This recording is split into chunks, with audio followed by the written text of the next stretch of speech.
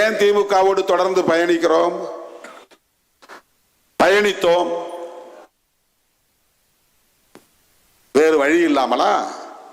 வேறு வாய்ப்பு இல்லாமலா? அதிமுக பக்கம் போயிருக்க முடியாதா? பாஜக பக்கம் போயிருக்க முடியாதா? தேர்தலுக்கு முன்பே தாவேக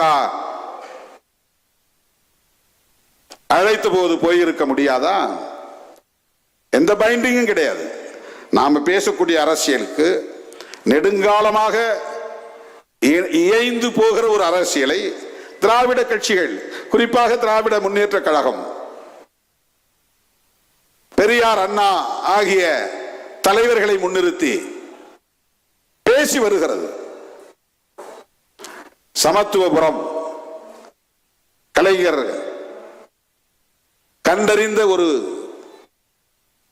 புரட்சிகரமான செயல் திட்டம் அது. நடைமுறைக்கு வெற்றிகரமாக அமைந்தது என்பது வேறு. ஆனால் அந்த சிந்தனை வர வேண்டுமே. ஆகவே பெரியார் சிந்தனையும் அம்பேத்கர் சிந்தனையும் ஒன்று.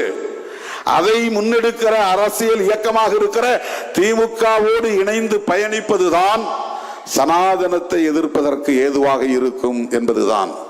எங்க சுற்றினாலும் நாம் சனாதனத்தை எதிர்த்து நிற்கிறோம். அதனால் பிஜேபியை விமர்சிக்கிறோம், அதனால் RSS விமர்சிக்கிறோம். வேற என்ன நமக்கு பகை இருக்கிறது? அதில் இருக்கிற தலைவர்களோடு நமக்கு நட்பு இருக்கிறது, அது வேறு. ஆனால் கொள்கை அடிப்படையில் நாம் எதிர்க்கிறோம்.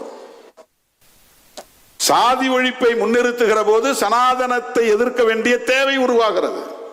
சாதி ஒழிப்பை முன்னிறுத்துகிற போது ஆரியத்தை, பார்ப்பனியத்தை, இந்துத்துவத்தை ஏற்றுக்கொண்டிருக்கிற பிஜேபியை எதிர்த்து நிற்க வேண்டிய தேவை இருக்கிறது. பிஜேபி என்பது ஒரு இமயமலையை போன்ற அரசியல் இயக்கம். அது மிகப்பெரிய வலிமையை கொண்ட ஒரு பேர் இயக்கம். அந்த இயக்கத்தை நாம் தனி நபராக தனித்து நின்று எதிர்த்து போராடுவது என்பது வெளிச்சத்திற்கே வந்து சேராது. ஆக திமுக மாதிரியான அரசியல் கட்சிகள் கட்டாயத்தின் அடிப்படையில் எதிர்க்க வேண்டிய நிலையில் இருந்தாலும் அந்த அவர்கள் எதிர்க்கிற வரையில் அவர்கள் நமக்கு நட்பு சக்திகள்.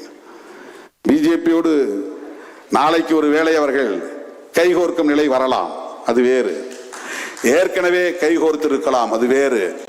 எதிர்க்கிற போது அவர்கள் நமக்கு நட்பு சக்திகள். அதனால் அவர்களோடு இருந்தோம், அவர்களோடு சேர்ந்து எதிர்த்தோம், தொடர்ந்து எதிர்த்தோம். அந்த வலிமை நமக்கு தேவைப்படுகிறது.